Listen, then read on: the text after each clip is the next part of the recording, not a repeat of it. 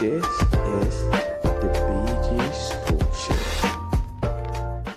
Ladies and gentlemen, boys and girls, and all the amazing souls tuning in from every corner of the world, welcome to the one, the only, the show that keeps you laughing, learning, and living your best lives. The ultimate hub of talent, stories, and vibes. This is the BG's Talk Show. I'm your host, the man with the mics, the king of vibes, your favorite storyteller in chef, the one and only Anwar BG. Last week's episode was so exciting and I know you all had a blast. Well, I'm back at you with another banger. I'm going to surprise you with a new guest. So this time we're going to introduce someone who is the perfect fusion of both science and technology. So without no further ado, let us welcome Dr. Hamza Dauda Usman. Before we begin, can you tell us a little bit about yourself for our audience to catch a glimpse about you? Yeah, thank you very much, the BG. My name is Dr. Hamza Dauda Usman, right to be known, and then I'm a dentist. So that's a little I can say for now. We delve into the discussion. I think you guys will get to know more about me. Okay, so dentistry is a demanding field, isn't it? Tell me, what inspired you to pursue a career in that field? Or was it a childhood dream you grew up with? Or is it something that you later on in life figure out and decided to pursue it? Yeah, actually, dentistry is an interesting field actually, but unfortunately, it wasn't my childhood dream. I grew up to realize that okay, dentistry is the new kick in town. The new deal in town, and then I pursued it. I wanted to be an engineer. Actually, I wanted to be a civil engineer, even when I was in my senior three, that's SS3. So that's the time that you actually become close to 18 years or so. Then you start to think wider, unlike just childhood passion. So I have to do a little research about which profession is the most suitable to me these days. Then coupled with Nigerian factor. You have to look into the job opportunities. And then the prestige of the job actually. So I really don't want to be a medical doctor. To be sincere with you, when I find out, I realize that okay, if I don't want to be a medical doctor, then I can be within the middle, and then I can be a dentist. It does not require a lot of English. It's more of practical work. Yeah, a surgeon, and then me thinking of being an engineer, and then coming back to dentistry is more aligned with my passion. That's the creativity. So that's it. Becoming a dentist requires years and years of dedication. So tell me, and share with us a little bit about your academic journey. What challenges do you face and how did you overcome them? Actually, dentistry is not an easy course, to be realistic with you, especially in Nigeria. But wherever you are in the world, medical sciences is not easy. We all know that. And then, especially me coming from, kind of a background that, we are struggling.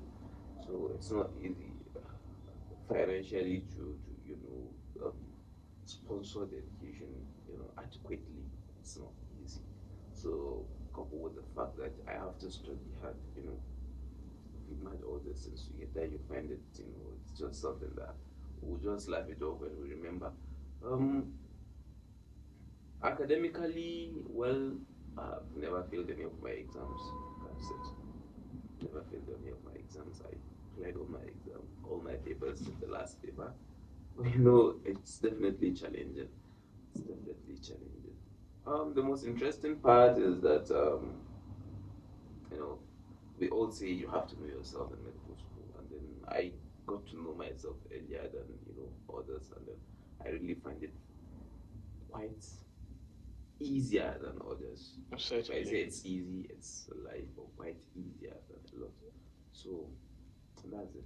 Certainly, that's quite an intriguing story for real. Like, I'm particularly moved by the place that you mentioned back in school you had to struggle. And obviously, you were brought up in a, should I say, tight household where you have to fit in with the members of your school. And obviously, we all know because I'm a student as well. I know um, what situations you face as a student, particularly as someone who's dedicated to getting what he or she wants to achieve in life. So now moving on, um, aside from being a skilled dentist, what other talents or skills do you have that might surprise us? Something that no one knows. Um, Actually, right from my childhood, I'm somebody that like multitasking. Even when I was in school, like I didn't mention earlier, I managed to become the president of the Nigerian Association of Dental Students. Is that so? So that means I'm doing multitask currently. I'm very good at forex trading, and then um, coupled with my practice, though my practice have to take a lot of my time more than the forex trading. But that's Yes, my certainly. next, that's my next shot if I should take any other shot. Oh, so if I get it, you're truly a jack of all trades and the master of all rather than the master of none. I mean, Forex, such a demanding skill. Forex itself is something that requires focus and also intelligence. So I think I might as well come to you and you can take me in as your disciple. You as my tutor, I think I can achieve great things as you. Now to move on. Um, we know that dental problems can range from annoying to downright painful. So what are some of the most common dental diagnoses you encounter in your practice? The most common dental diagnosis, if I tell you, it's gingivitis. Most highly prevalent among adults. Then patient doesn't take it serious because it doesn't pay. Only on few occasions that you find pain, or people complain about bleeding while brushing.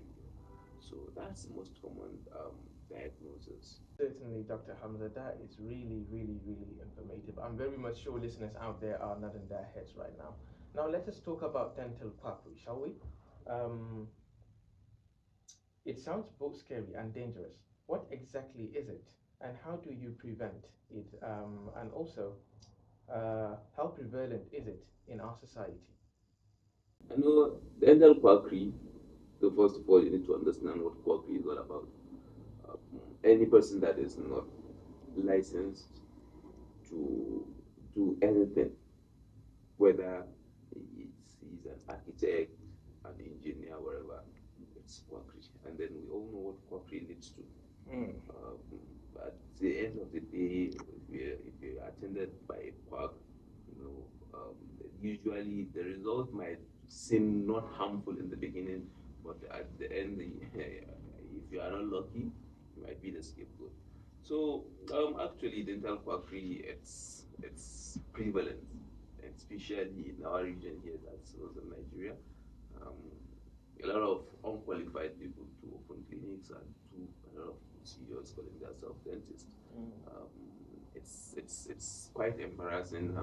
Nothing is not there is no any regulatory body trying to mitigate those things, and then it keeps happening. That's it. That's the Nigeria we are.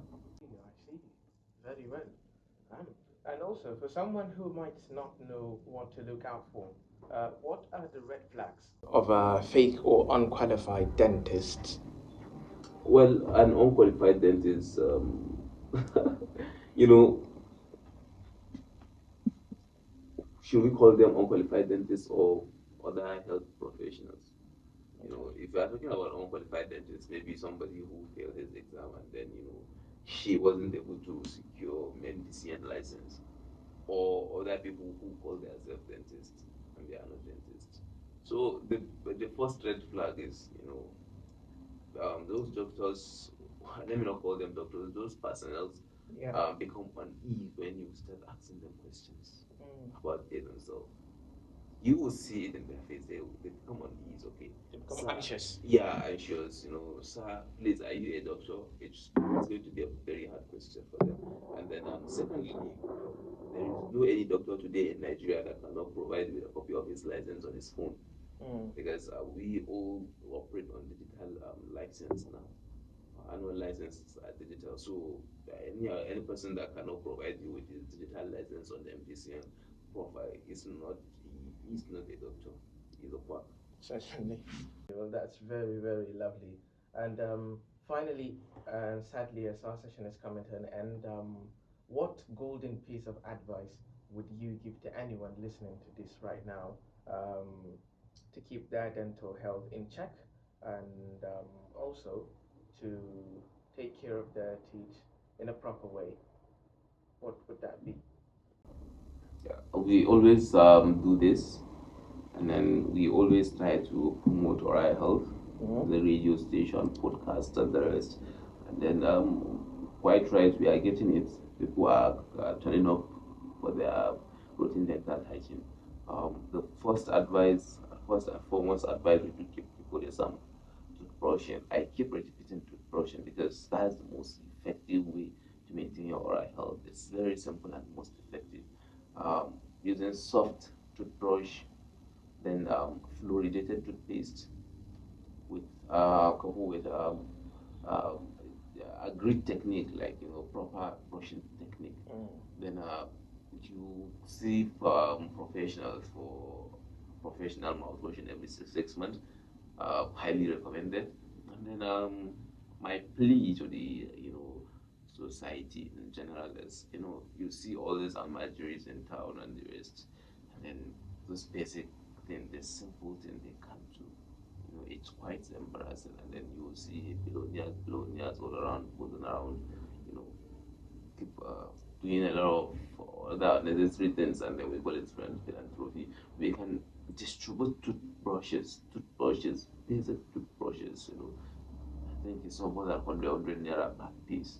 The market can buy in thousands and then distribute it to this almajiri so that at least they can find something. It can last them 3 months. One toothbrush, 100 naira toothbrush can last them 3 months. That's if you calculate how many times they going to use that to brush their teeth. So we can do that, and then toothpaste also we can help them with toothpaste. All the sachet toothpaste, 15 naira per paste, adequately used can last for up to 2 weeks. Yeah, adequately used. Last Certainly. up to 2 weeks. Doctor, so before we round off the session, any parting words or motivational message for our listeners about why dental health should always be a top priority? Well, I'm not a motivational speaker, am I? I'm more of a realist. Well, yes, I see. Yeah, a professional. Okay. So, yeah, you can't. If you take a look at all the states we have in Nigeria, let me make an example.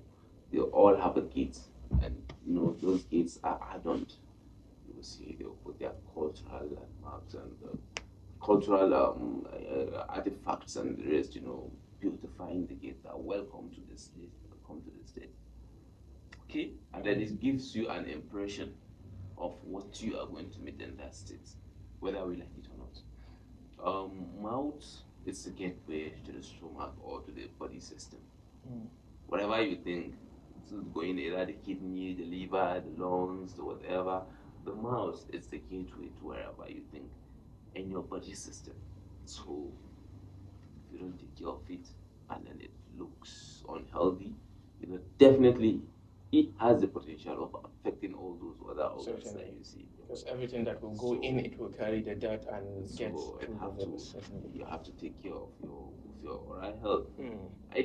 There is a research on ground that have indicated a lot of other systemic disease, heart disease, kidney disease, pregnancy, and other metabolic disease that has relationship with your oral health. This is